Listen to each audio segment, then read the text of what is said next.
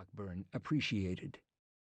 The admiral, his Scottish complexion reddened by the relentless Chesapeake sun, was in a good mood, having just completed a series of successful raids that had terrified residents along the Potomac shores of Virginia's northern neck.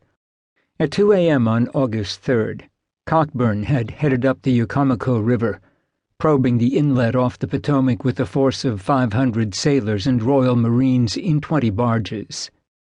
Among them, dressed in red coats, were a special company of 120 colonial Marines, slaves who had escaped to the British from plantations in Virginia and Maryland and trained to fight their former masters. Their use was a particularly brilliant and insidious stroke, unleashing deep-seated fears among the locals of a slave revolt.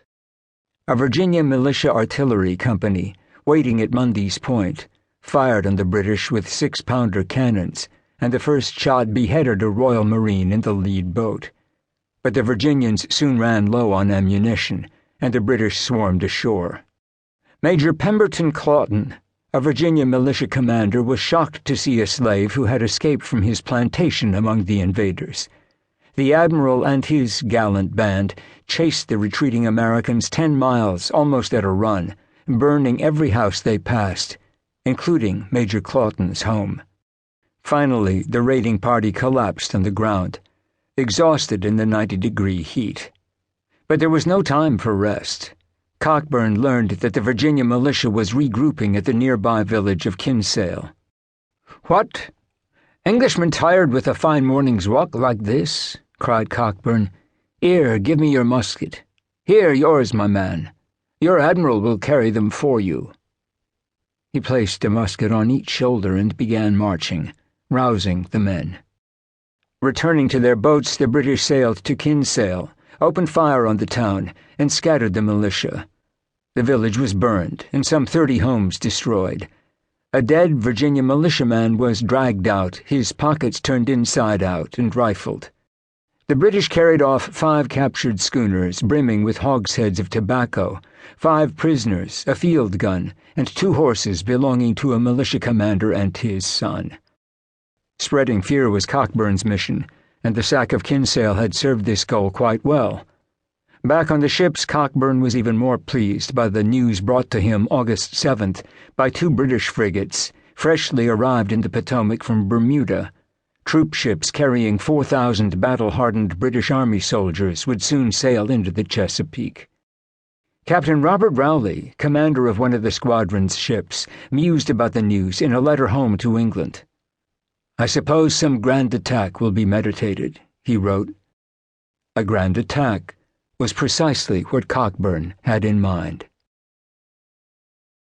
3 weeks earlier, on July 17th, Cockburn had submitted a secret plan to capture the capital of the United States. All he needed were army troops that he could bring up the Patuxent River, a Maryland tributary of the Chesapeake, providing a back route to Washington.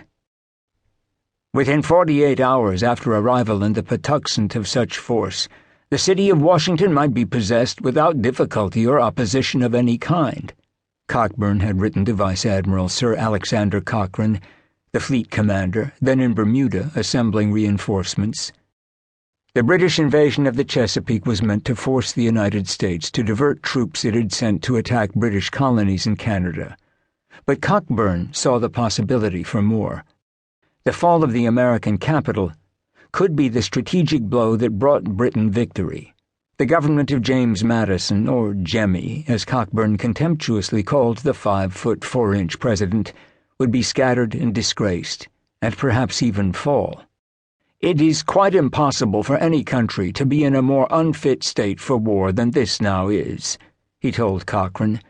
Even if the Americans learned every detail of the British plan of attack, Cockburn added, they were too weak to avert the blow. Now in its 3rd year, America's war with Great Britain was about to take a dangerous turn for the United States.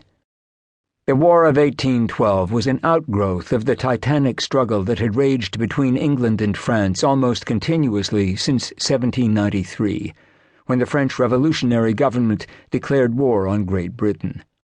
That conflict had only grown more desperate with the rise of Napoleon Bonaparte as Emperor of France and his dominance over much of